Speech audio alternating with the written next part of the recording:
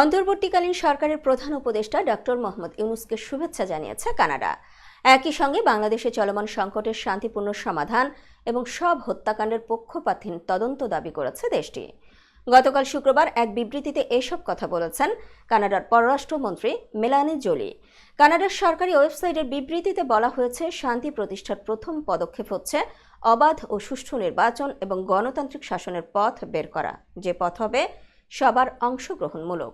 এই প্রক্রিয়ায় কানাডা সরকার যুক্ত হতে চায়। মানবাধিকারের প্রতি সম্মান, আইনের শাসন মেনে গণতান্ত্রিক রীতি ও অংশগ্রহণমূলক সরকার গঠনের নীতিতে সব দলকে একসঙ্গে কাজ করার আহ্বান জানিয়েছেন কানাডার পররাষ্ট্রমন্ত্রী মেলানি জোলি। তিনি বলেন, সবার অংশগ্রহণ বলতে সেখানে ধর্মীয় সংখ্যালঘু, যুব সমাজ, নারী ও অন্য সংখ্যালঘুদের অংশগ্রহণ থাকতে হবে। চলমান এই সহিংস পরিস্থিতিতে সবাইকে সংঘাতের পথ এড়িয়ে শান্ত থাকার আহ্বান জানিয়েছে কানাডা।